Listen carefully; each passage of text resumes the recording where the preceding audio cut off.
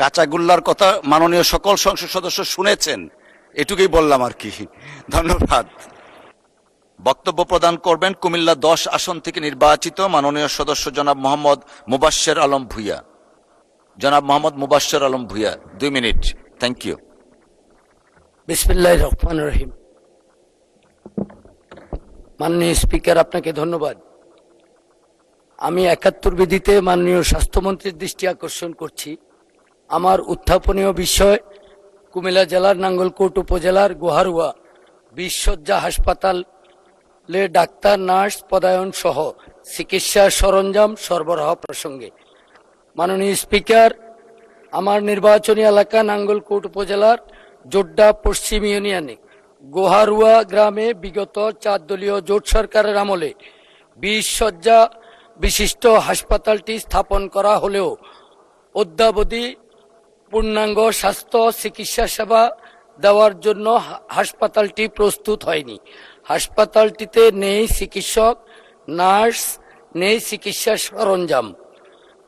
জনদাবির প্রেক্ষিতে ত্রয়োদশ জাতীয় সংসদ নির্বাচনের পূর্বে আমি জনগণকে প্রতিশ্রুতি দিয়েছি, আমি নির্বাচিত হলে 20 শয্যা হাসপাতালটি পূর্ণাঙ্গ স্বাস্থ্য সেবার জন্য চালু করা হবে। মাননীয় স্পিকার, ইতিমধ্যে হাসপাতালটি চিকিৎসা কার্যক্রমের উদ্যোগ গ্রহণ করেছি, কিন্তু প্রয়োজনীয় চিকিৎসা সরঞ্জাম এবং ডাক্তার, নার্স সংকট থাকার কারণে আশপাশের লাখ লাখ মানুষ স্বাস্থ্য সেবা থেকে বঞ্চিত হচ্ছে। কাগজে কলমে ডাক্তার, নার্সের পোস্টিং থাকলেও তারা হাসপাতালে আসেন না, কাজ করেন অন্য হাসপাতালে।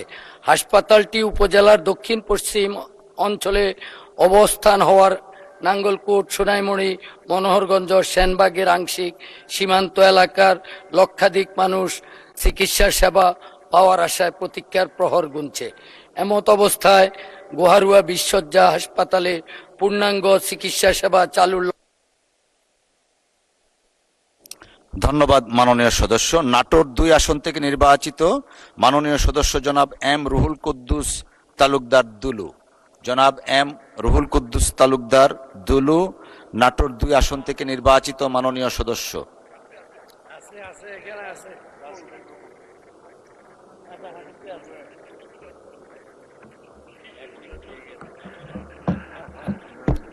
মাননীয় স্পিকার, আপনাকে ধন্যবাদ। আসলে আমি 71 বিধিতে একটা জনগুরুত্বপূর্ণ বিষয়, আমার নির্বাচনী এলাকা নাটোর। আপনি জানেন যে নাটোর একটা ঐতিহ্যবাহী জেলা শহর এবং রানী ভবানী, বনলতা সেন, কাঁচাগোল্লা নামে বিখ্যাত। একসময় রাজধানী ছিল নাটোর, কিন্তু দুঃখজনক হলো একটা বাইপাস নাই। আমি এই বিষয়ে অ্যাকচুয়ালি এটা একটা জনগুরুত্বপূর্ণ 71 বিধিতে আপনাকে বেশি দৃষ্টি আকর্ষণ করেছিলাম এটার উপর আলোচনা করার জন্য। 2 মিনিট আলোচনা না করে আমাকে যদি একটা সুযোগ দেওয়া হতো মাননীয় স্পিকার, পরবর্তীতে যদি আপনি অ্যালাউ করেন আমি দরখাস্ত করব। আমি এই বিষয়ে একটা যোগাযোগ মন্ত্রীর দৃষ্টি আকর্ষণ করেছি, যেহেতু ওই 16টা জেলা আমার নাটোরের উপর দিয়ে রাজশাহী বিভাগের শহরে যায়।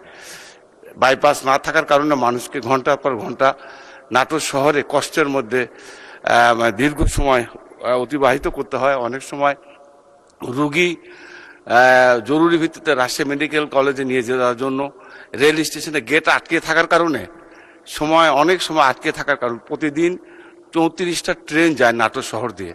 এই 34 বার রেল গেট আটকে থাকে। এই জন্য আমি মনে করেছি একটা বাইপাস হলে অন্ততপক্ষে ওই 16টা জেলার মানুষ, বিশেষ করে বগুড়া, দিনাজপুর, রংপুর, ওই অঞ্চলের সমস্ত জেলার মানুষ এই নাটোর দিয়ে রাজশাহীতে যায়। এই জন্য আমি এটাকে জনগুরুত্বপূর্ণ মনে করেছিলাম। আপনার দৃষ্টি আকর্ষণ করছি, পরবর্তীতে যদি এটা আপনি গ্রহণ করেন তাহলে আমি এটা আলোচনা করতে পারতাম। এটা অত্যন্ত গুরুত্বপূর্ণ। মাননীয় স্পিকার, আপনাকে ধন্যবাদ। আসসালামু আলাইকুম। ধন্যবাদ মাননীয় সদস্য।